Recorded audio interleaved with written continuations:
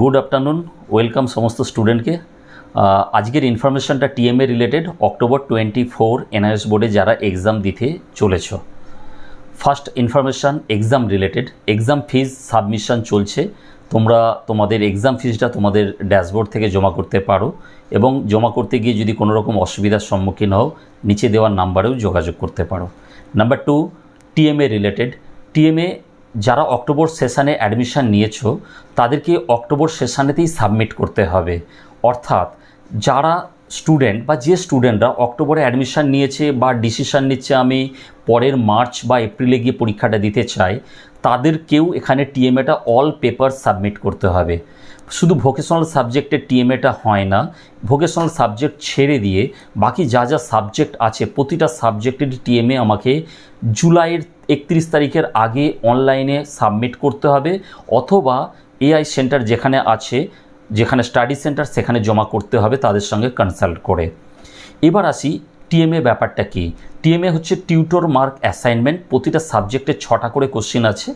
2 নম্বরের কোশ্চিন রয়েছে 3টে, 4 নম্বরের কোশ্চিন আছে 2টো, 6 নম্বরের কোশ্চিন আছে 1টা। সেই মতো করে আমাদেরকে পেজ ওয়াইজ লিখতে হবে। A4 সাইজ পেজে।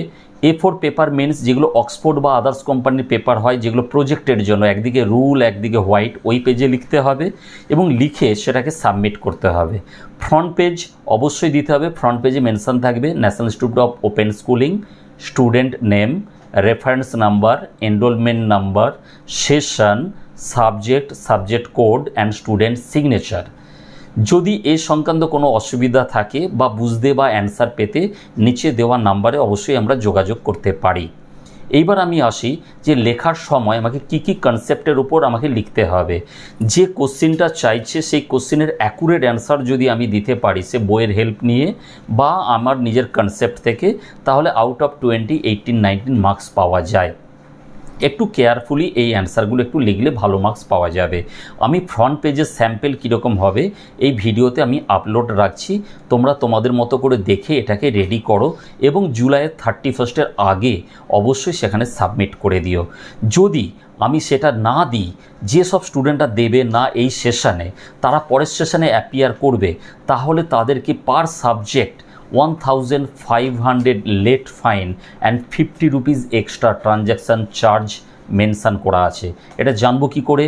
গুগলে যাব, টিএমএ লেট ফিজ বলে ওখানে টাইপ করে ডাইরেক্ট এন্ট্রি করলে দেখা যাবে এনরোলমেন্ট নাম্বার দিলে যে পার সাবজেক্টে 1500 করে পেনাল্টি বা লেট ফাইন চার্জ লাগছে। তাই প্রতিটা স্টুডেন্টকে ইনফর্ম করছি, তারা যে সেশনের স্টুডেন্ট সেই সেশনের টাইমের মধ্যেই যেন অবশ্যই টিএমএটা আপলোড করে দেয় বা এআই সেন্টারের সঙ্গে যোগাযোগ করে। ওকে, থ্যাংক ইউ।